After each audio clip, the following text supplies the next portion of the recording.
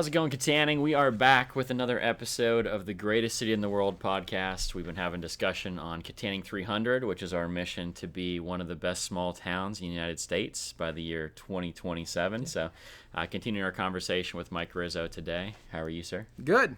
We're going to go through another list and then also have some comments that we want to visit from the last couple of podcasts. If you haven't listened to those yet, you can check them out on pretty much every major podcasting platform out there. And, of course, on this YouTube channel as well. If you want to go back a couple episodes, you can certainly do that and catch up on what we've been doing. So, recap the first couple lists, I guess. Okay. So the first one was the major takeaway. So the first one was travel and leisure. Yeah. Their most upcoming, the 10 most upcoming, charming and upcoming towns in America. Yep. And then Smithsonian list, which was 15 towns, which we did last week. And theirs was like 15 towns to visit, right? 15 towns to visit. That was the nuance in their list. And this today, after we go through this, we're going to talk about Budget Travel's 10 coolest towns in America. Okay. So I think this would be one that you would love to get on, Andrew. Absolutely, yeah. I mean, greatest, yeah. I mean, because it has such cool people like me in it, right? And so the people who don't know, right, there's been like a theme in this, right? So I'm actually doing proper research, spending several hours, and then looking at the towns, looking at them, their own sites, their Chamber of Commerce's, and all these different things, the events, and what makes them unique, right? And there's a theme, right? It's all local, which people focus on local, not chain stores. And they support local businesses. That's the theme across most of them. Outdoors is a major theme. I think the most surprising thing that we've come across is arts. Yeah. Most of these towns have museums. They're welcoming to artists. Paducah, Kentucky gave homes to 50 or 60 artists. That's how they revitalized their whole town. So it's very art-centric, a lot of these. And then some of these are also good food towns. And then last week's list had some towns that had a little bit niches to them. Right. One of them was ice cream capital of the world. Yeah. The towns are all clean. I think they're attractive to families. And they seem to have a lot of things in order. Right. As kind of other common themes. And again, we are going to put together this nice package when we're all done with these lists. So it's 7 or 8 lists that we're focusing on. And really kind of break down what these towns have, what are the key areas, and do a matrix on kind of where they check boxes. So, gives us a really good roadmap to getting Kittanning on one of these lists. Yeah, and to go back to the arts a little bit, we solicited for comments. After each one of these, we're trying to ask you guys a question so you can kind of join in the conversation, and then we'll obviously add your ideas and those kinds of things to our list, and hopefully we can come up with a plan that we can all begin to work together once we're done with this. But Lisa had commented, how about finding 20 local artists and have an art trail so people can visit their studios and see demonstrations, etc. Some towns do this with great success. I've never heard of an art trail before, but sound like an interesting idea. Well, there's all these things called gallery crawls, right? I know that they have them in Pittsburgh. Yeah. Problem is we don't have the galleries. Right. Nor do we have the artist. Right. Right. I think if you had it, and I bet you if you'd go to Paducah, Kentucky, where they have 70 artists now living, and they all have galleries, right? Yeah. So I think that's what's missing is the artists in the galleries, and can we attract some of these creative people into town? Yeah, it'd be interesting to take like the art show that happens during the folk festival and maybe approach some of those artists and see like, hey, would you be willing to put some pieces in a business downtown or those kinds of things to try to just start to gain a little bit of momentum. And I was actually in Vandegrift 2 weeks ago, and I took a picture. I'll try to show the picture if I remember to cut it in on the podcast. But all through their downtown, they're preparing for an art show coming up at the end of July, and they had easels set up all around town, and they just had different paintings on them, like every 30 feet probably, all along downtown Vandegrift. I thought it was just a really neat idea to just try to start to get some traction. Yes, it's very cool. Yeah. Lisa also said maybe someone can open up a nice coffee shop. Hint, hint, Mike Rizzo. Yeah, I mean, if Lisa wants to invest. Yeah, invest. Yeah, for sure. Have different artists display work on a gallery and promote local history. So that was interesting too. Yeah. Jurgen had on here. Let's see. Block off Market Street and allow for traffic to cut across the side streets. business on Market could expand out of the street and put a stage area for concerts and set all that stuff up downtown. I think he's talking about like permanent installation, like yeah, and that was discussed a long time ago about Yeah. making Market Street a pedestrian street. Yeah. I don't know how much it makes sense right now. We still need some more vibrant businesses in the town. I think we need to change the demographics of the town Yeah. a little bit. The population's got to increase to be able to support something like that. Right. Yeah, I don't know if Cumberland, Maryland comes to mind. I know they have a couple pedestrian streets downtown, and they've done a great job of kind of making it a historical area and having consistent signage between a lot of the businesses. But I agree with you. We're 10 steps behind on that process. Sure. But I could see someday. That's a great it's a great big picture idea for sure. And then maybe one more we'll do. Amanda had mentioned about there's a big building, the old G.C. Murphy building right across the street from us, multi-level building. And potentially if you could get grant monies to redo that building, have an art gallery, have an art studio built in there, and then do an art residency program like Paducah, Kentucky did, and maybe have several apartments in the upstairs and kind of make that whole place into a large art gallery. I think that'd be a really neat idea as well. But do you think something like that could go here? I mean, could there be? You'd have to have the property. Now, if you take the Paducah example, right? Yeah. The city took over dilapidated houses. Mm-hmm. They sold them to artists for $1. Yep. And then they got the local bank to actually give about $60 million in loans. This was over the course of many years. Right. That they, at a rate that no one could, they never get to redo this, right? Right. So if you had a couple parties involved, I think that building is privately owned. Right. Right now, yeah. But if an organization got hold of that building, right, and wanted to do an arts, fix it up, right? Yep. And assuming they came up with the money to fix it up, they'd rent it out to artists. I think it could go, right? I mean, the Paducah example worked because so many artists took them up on the deal. Right. But they pulled artists in from Chicago all over. Right. But the whatever it may be, I think you've talked about entrepreneurs, right? Yeah. Take a dilapidated house, give that to them, or a lot, right? Yeah. And offer them some type of incentive or tax incentive or something along those lines. That I think would absolutely work. Yep. I think it's just coming up with the space and then the whatever the group we're kind of focusing on. Yeah, get the city to have the willpower to implement it.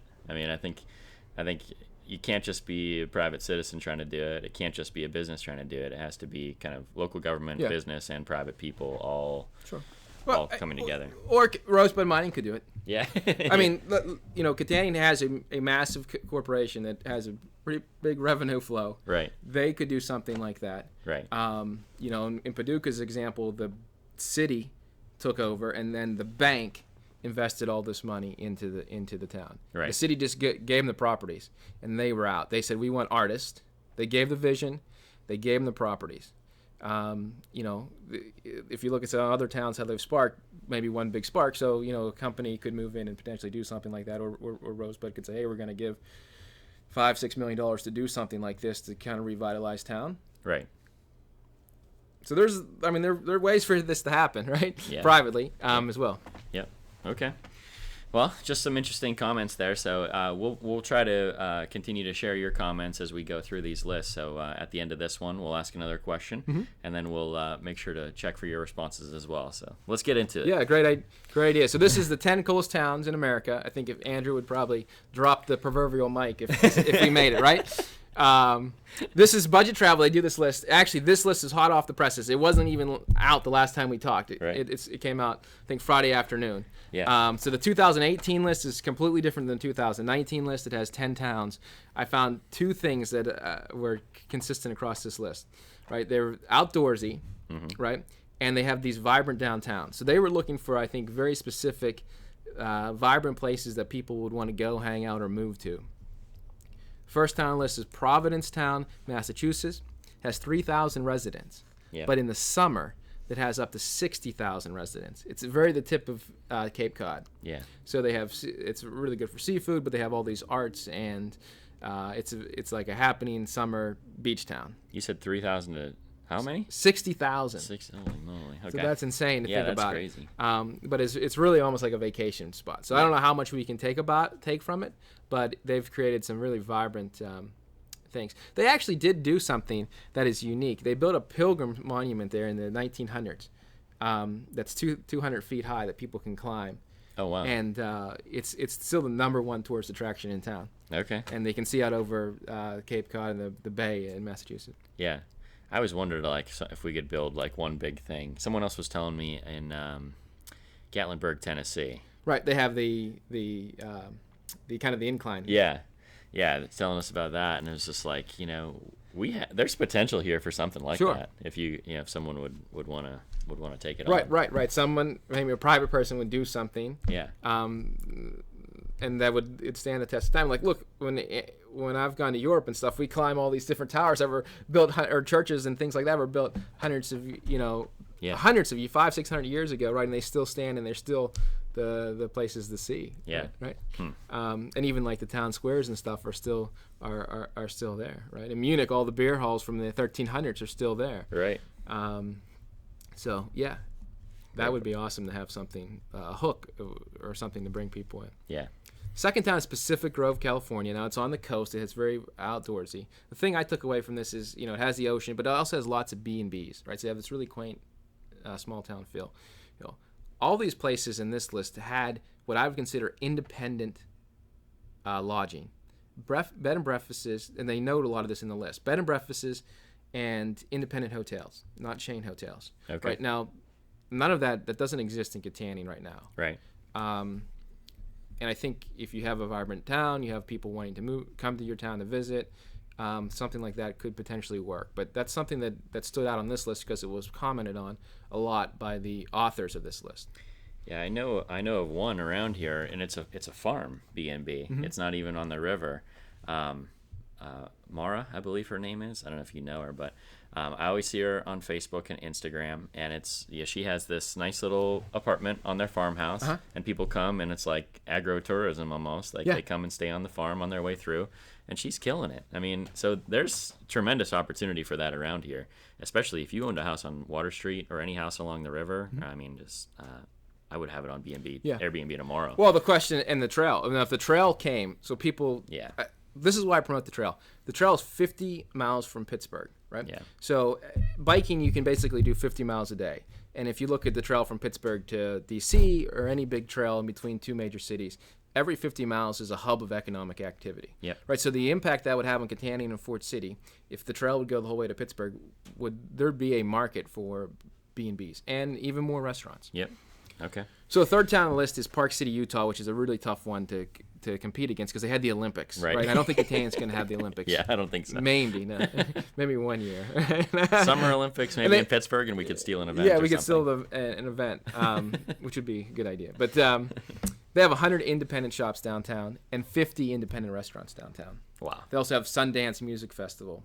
And they have some pretty good skiing if you like to ski. So tough to compete against, but they have that is a pristine town. Yeah. And they have a lot of these, and it's an attraction town, obviously. Yep. Santarac, New York, 5,500 people. They have in the Adirondacks. I highlight this one because I think it's similar, not too much bigger than Kittanning. They have a shopper-friendly downtown. Mm-hmm. You can go there on the weekends. They have live music, farmers markets, art walks. And they also have a hotel and spa in town. And New York is a state that's losing population. Yeah. But this town in New York seems to have revitalized its downtown. It has the attraction of the Adirondack Mountains, people using it as a base. It's not far from Lake Placid.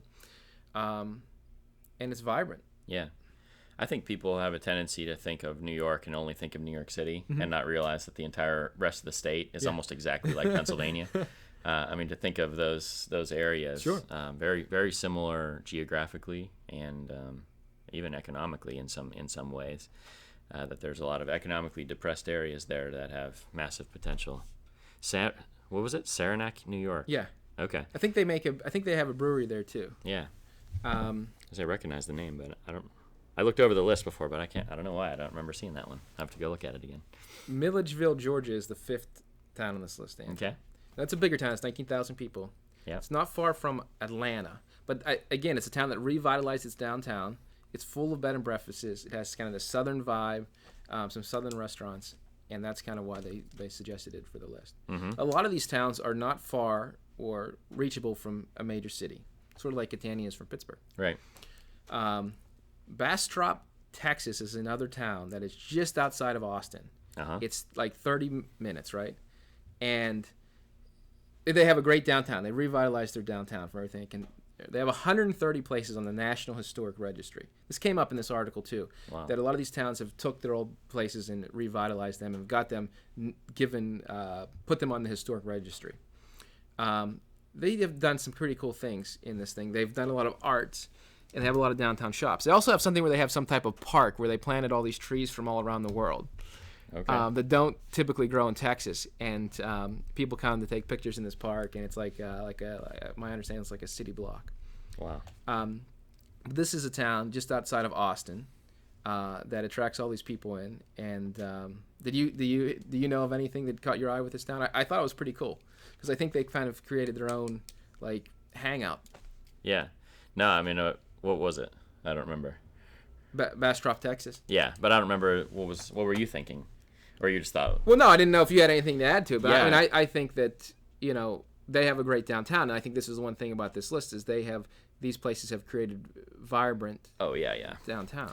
No, I'm obsessed with the idea of like community gardens. And I love the idea of the trees and having kind of like almost like a nature reserve built within your town. Well, this is like I think they call it the Lost Pine Forest or something. Yeah. I don't have it on my notes, so I'm sorry. Yeah. But we'll have to look it up. But when I read about it, it was actually they took trees from all over the world and planted them in this park. And we have some dilapidated spaces, right, that are either vacant lots or something that we could do something particularly like this. Well, yeah, or absolutely. we could fill it with art galleries or sculptures or things along those lines. A combination, all of the above. Because you have, the opportunity to have, along with nature comes opportunity for events or arts or those kinds of things. So if you're going to have an arts festival, it's great to have a place like that to kind of showcase everything. Yeah. Anyway. Yeah. No, I would agree.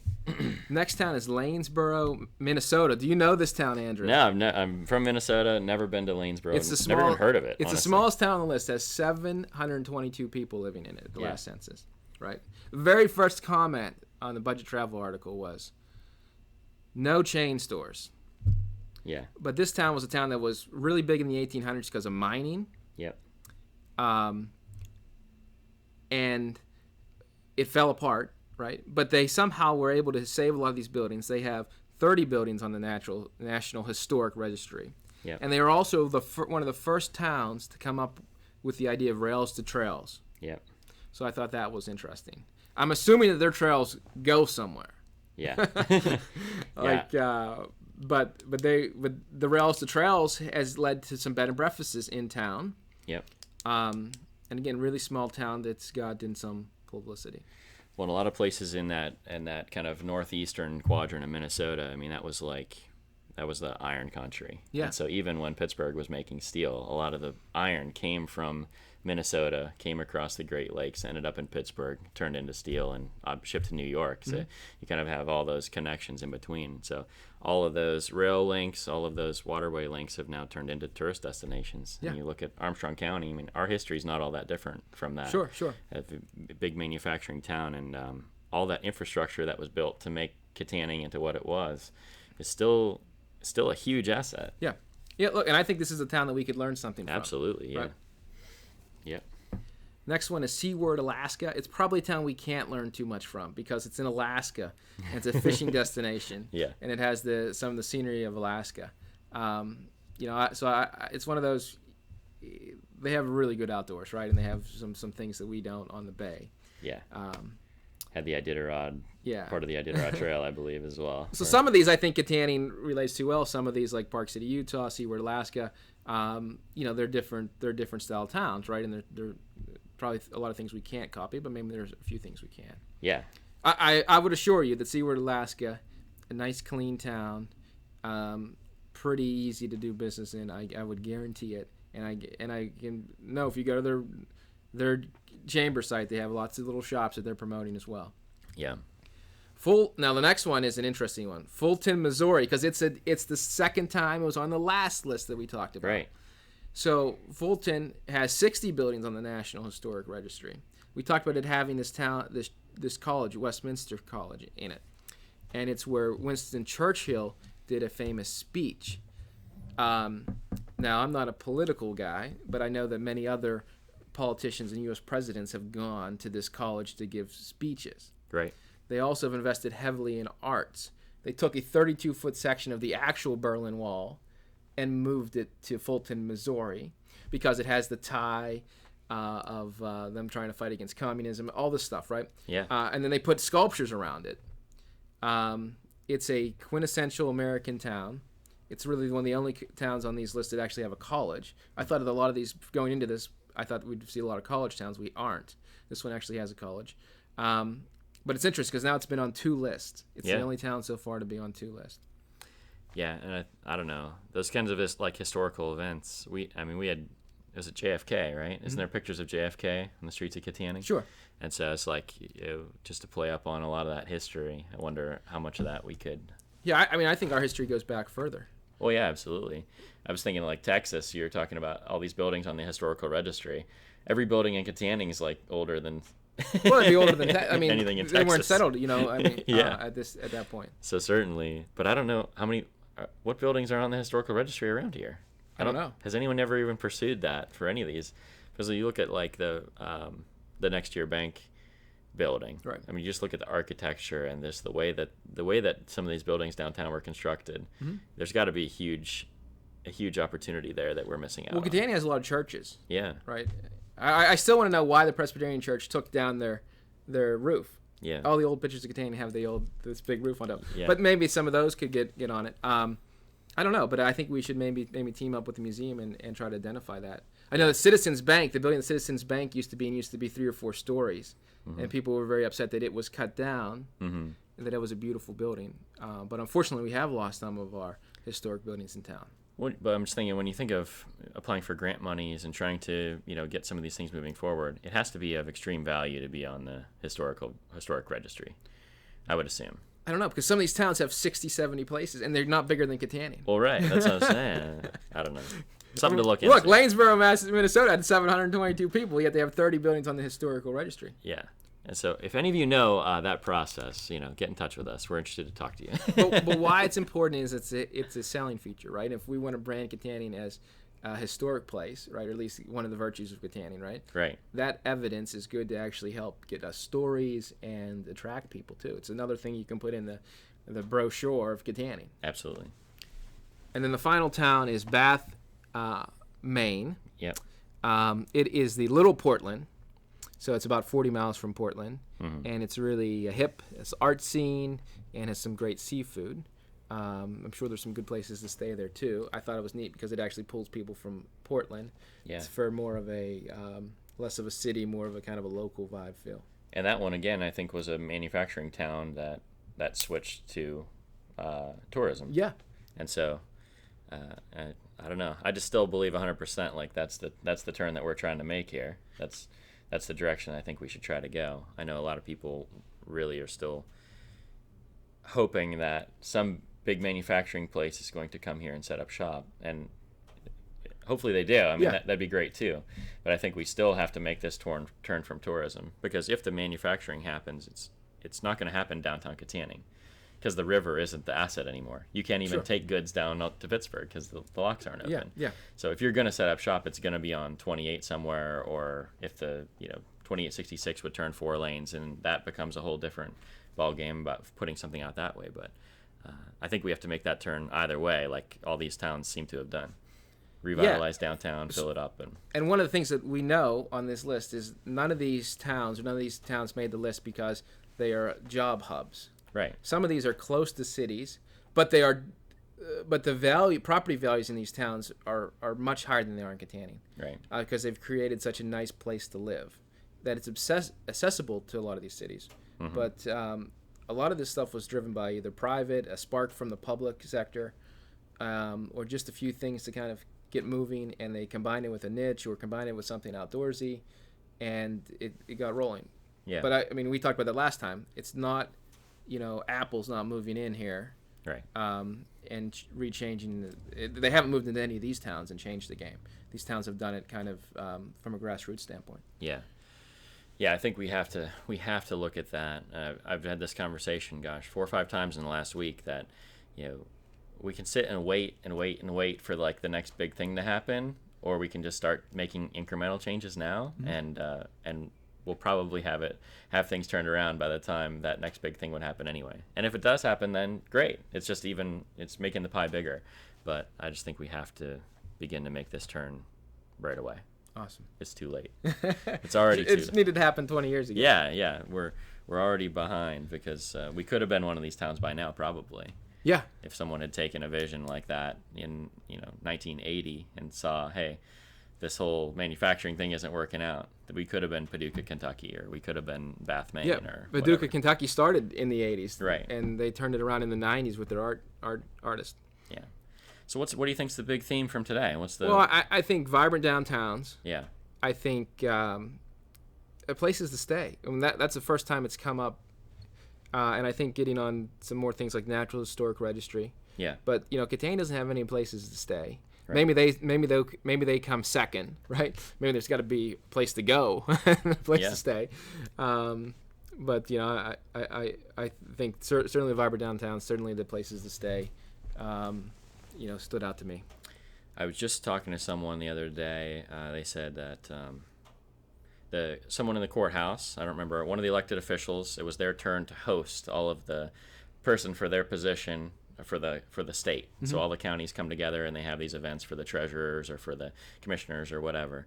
And it was their turn to host in Armstrong County, and they could not find a place big enough, or they couldn't find enough beds, basically, to house everybody in Kittanning. And so they actually had to host the Armstrong County event in Butler County, just because to find enough hotel space. And I just heard that, and I thought, Exhibit A of some of our problems. We're missing out on opportunities here. Well, look at Bedford Springs, or a hotel, right, in Bedford, Pennsylvania. Right.